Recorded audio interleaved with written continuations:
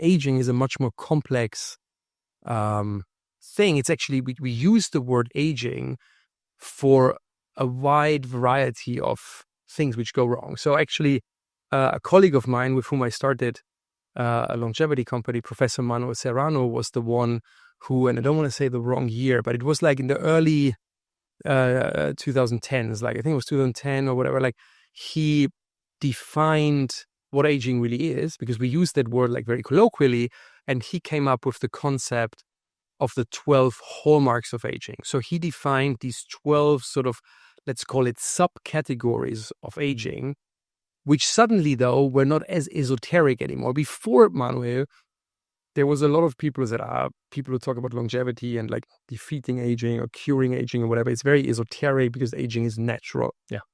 And Emmanuel came and said, no. Actually, there are these 12 sort of areas which were with a progressing age, which go really wrong, or where sort of problems occur. And then there's the total amount of these problems.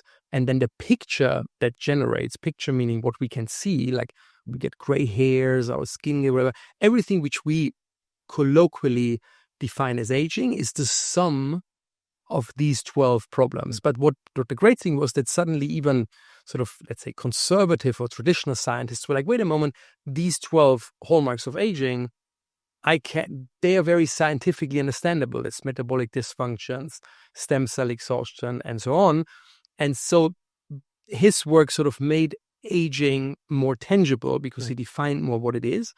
And hence also he allowed us sort of to dream, so to say, and say, oh, maybe if we solve all these 12 problems, which is, by the way, a big thing, then we might stop and reverse aging in itself.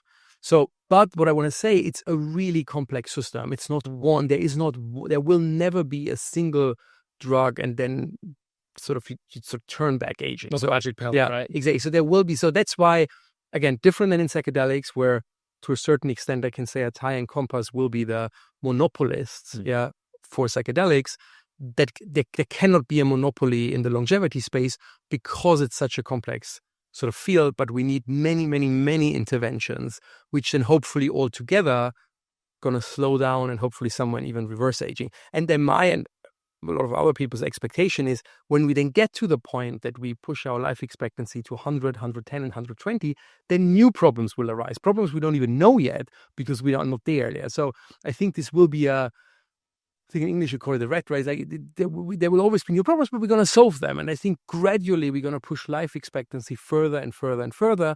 And I think we are already in a generation where we're going to have a life expectancy of some 100 years, but important when people like who watch us now say, oh, well, it's crazy. It's not that we're going to wake up and jump to some 100 years life expectancy. It's going to be that every year we add a little bit.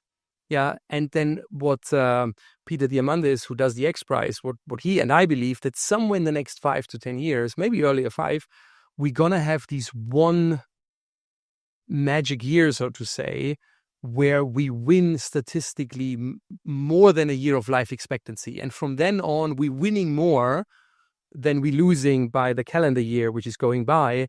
And from then on, practically, theoretically, this can go on for very long, if that makes sense. Yeah, longevity, escape velocity. Yeah. How do you balance the fact that you believe in life after death with this idea of living longer and more abundantly? And the reason why I ask this question is it's going to become increasingly a hotter debate, right? As we get closer to longevity, escape velocity.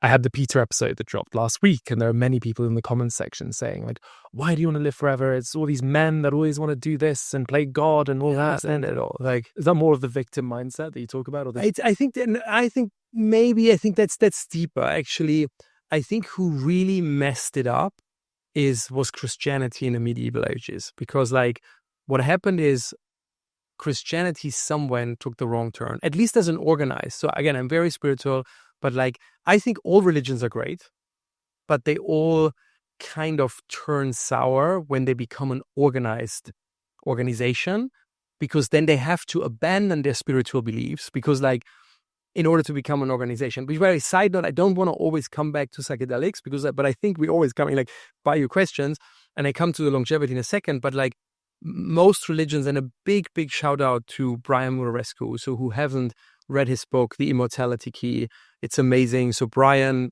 did some of those amazing works in really proving that many religions, including Christianity, are based on psychedelic consumption, which, by the way, side note, if we want to go deep, doesn't in any way take away their legitimacy. I think it actually gives them their legitimacy, because I personally believe psychedelics are doorways to the divine.